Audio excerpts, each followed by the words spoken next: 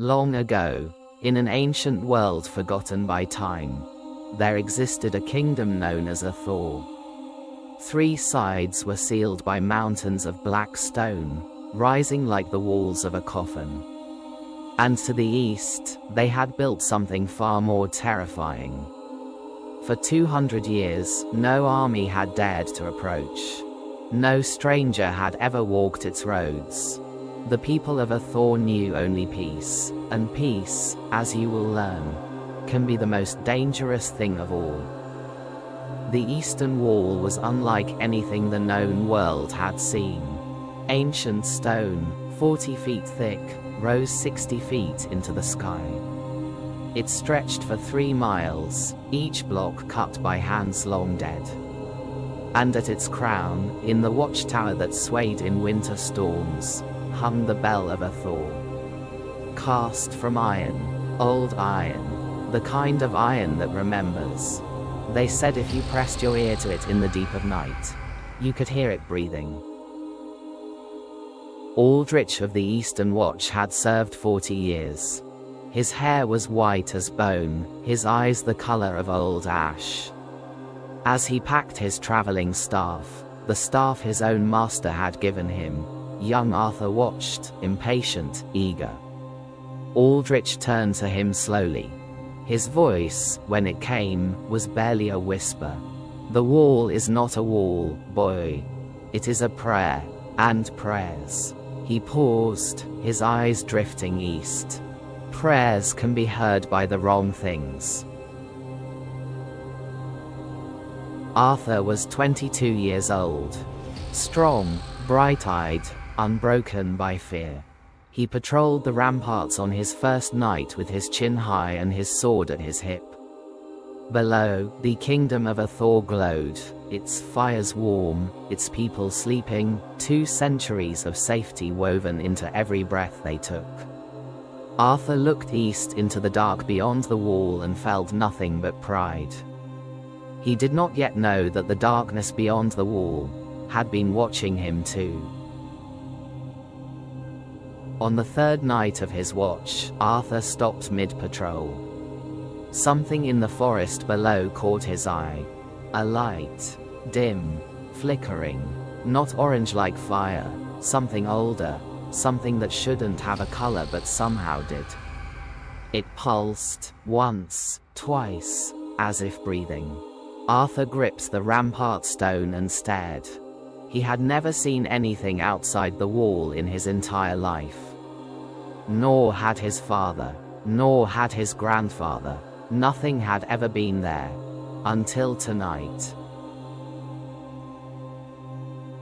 Aethor stood at the rampart's edge for a long time. He thought of the bell, 3 steps away, a single pull, and he did not ring it. What would he say? That he saw a campfire? He would be laughed at for 100 years. So instead, he uncoiled the rope. He secured it. He told himself it would take 10 minutes. He told himself it was nothing. He did not notice that the forest below had gone completely silent. No wind, no insects, no owls. Silence like a held breath. He descended anyway. The light was always 30 steps ahead. Always 30. Never 29, never 31. Aethor moved faster. It moved faster. He moved slower. It slowed. Through the trees, through the fog, over roots that seemed to grip his boots. The cold deepened with every step. His breath came in clouds. The forest had no bottom, no edge, no end. And somewhere behind him, a long way behind him now, the great wall stood in darkness. Empty, unguarded, waiting. Aethor stopped. He does not know why. Some deep part of him, older than thought, made him turn. And there against the pale stone of the great wall he saw them. Shapes. Dozens of them, moving upward, using his ropes, moving fast, too fast, in a way that human limbs should not allow. His mind went blank. And then one terrible thought cut through everything else. He had not found the light. The light had found him. He had been separated from the wall, from the bell, from everything. The shapes cresting the wall moved wrong. Impossibly wrong. Limbs too long, arms that reached past the knee when they should stop at the hip. Joints that bent backward in the dark like broken puppets. Their heads turned without the body following, rotating, until they faced the wrong direction entirely. And their skin did not reflect the moonlight. It absorbed it, as if they were holes cut in the shape of men, filled with something older than darkness, older than names. Aethor fell to his knees in the mud. And then the screaming started. One voice, then 10, then 100, then something that was not voices at all but the sound of a kingdom's 2 centuries of life being erased in a single hour. Fires rose above the wall. Not the orange fire of torches. Black fire. Cold fire that burned without heat, that spread without wind, that left no ash, only absence. The watchtower bell began to ring on its own. Over and over. Too late. Far too late. He turned. It was already there. The demon that had carried the light. It stood close enough to touch, a figure of absolute darkness, no features, no form, only the shape of a man filled with nothing. 2 points of violet fire where eyes should be. It did not move toward him. It simply reached, not with arms, and Aethor felt something leave him.